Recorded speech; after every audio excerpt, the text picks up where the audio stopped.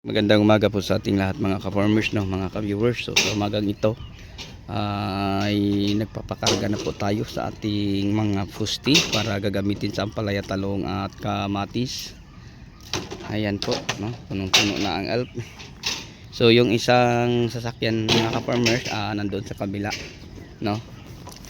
So may dalawang elf tayong ginagamit sa pagkarga kasi ang mga kawayan na aming hinahakot, may pakabila ang kalsada, may dito kasi may ilog ang pagitan. So ang dinipanda namin naputol yon sa 2 araw, and then sa kabila ganoon din 2 araw, siguro mga 2 biyahe sa elf mga ka-farmers, no, dini.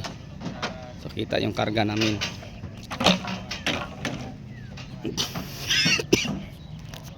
So napakadami na po, no.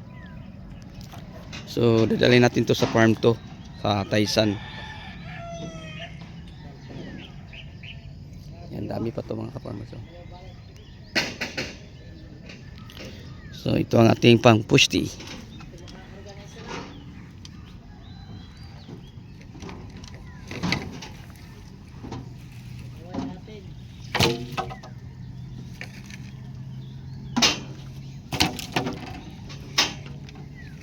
Nade kay kuan dia pre, refilling pre.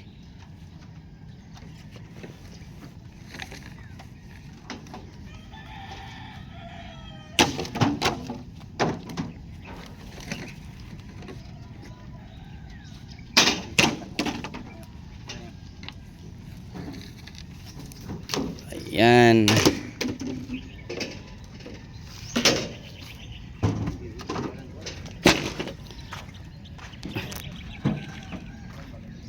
Ito na ang aming nakarga.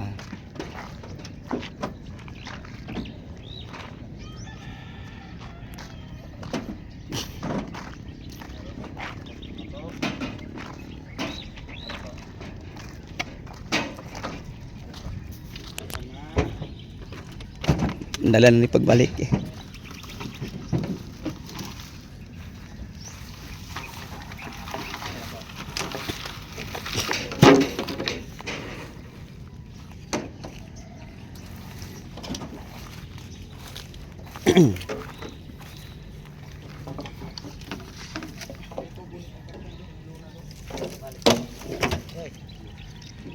Yan ang ating gagamiting pangpuste.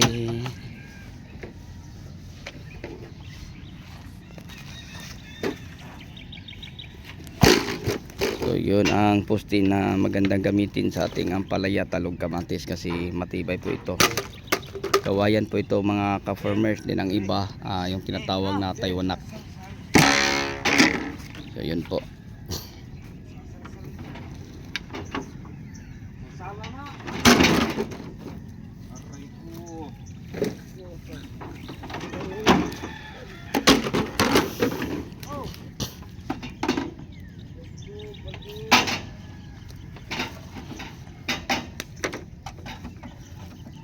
Sa Taysan po ang dala nito, lahat Taysan. Pugi. Namang hipit tayo pugi.